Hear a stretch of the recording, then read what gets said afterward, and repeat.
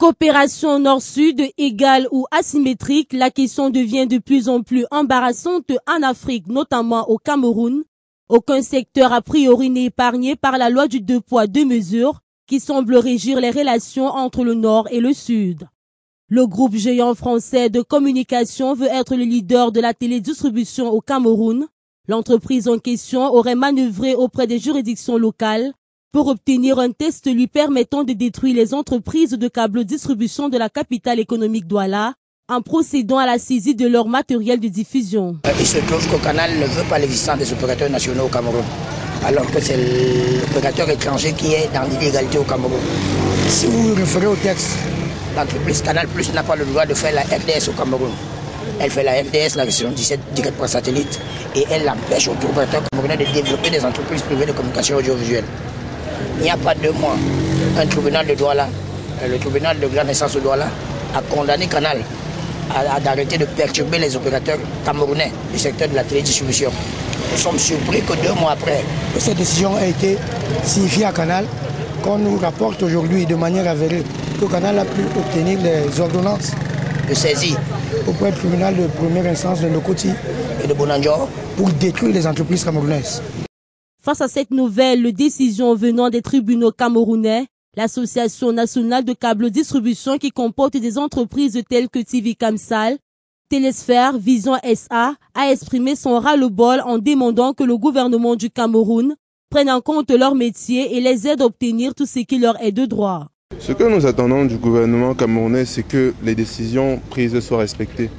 Il a été rendu public que Canal+ n'était pas en position de nous, comment dirais-je, de nous interdire ou bien de nous empêcher d'exercer et qu'il était question qu'eux-mêmes étaient en tort et n'avaient pas le droit de pratiquer cette activité au Cameroun. Nous attendons donc que cette décision soit simplement respectée et que la loi suive son cours. Cette décision intervient quelque temps après que les opérateurs de câble distribution aient obtenu gain de cause auprès du tribunal de grande instance, lequel a reconnu le 12 septembre dernier l'incapacité juridique de Canal+ à agir au Cameroun en qualité d'entreprise de communication audiovisuelle.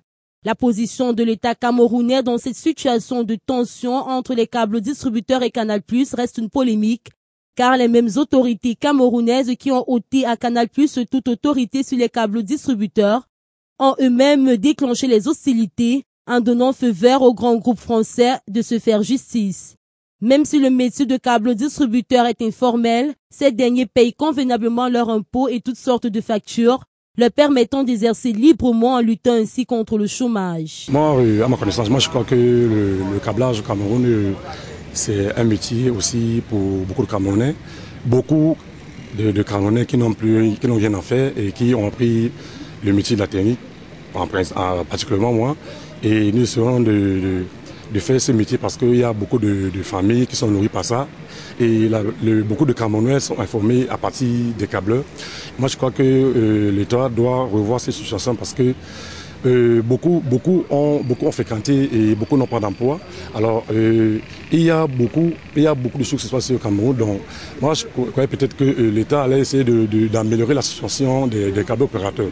Parce qu'il y a beaucoup ici qui sont sans emploi et qui sont revenus du côté du câble. Après plusieurs siècles de traite négrière enchérie par une intense période d'impérialisme, les États africains ont lutté ont finalement accédé à leur indépendance. Alors, il y a lieu de se poser la question de savoir si cette indépendance est réelle ou virtuelle, car les actions impératives de Canal+, qui a déjà la main mise sur le secteur de distribution d'images dans certains pays, comme la Côte d'Ivoire et le Gabon, prêtent à confusion.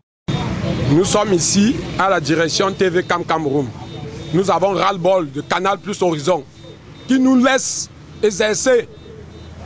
On dit Canal Horizon. Tu dors, on dit Canal Horizon. Tu te lèves pour aller au travail, on dit Canal Horizon. Aujourd'hui, on en a ras-le-bol. On ne sait pas ce que Canal veut. Ici, c'est pas la Côte d'Ivoire, c'est le Cameroun.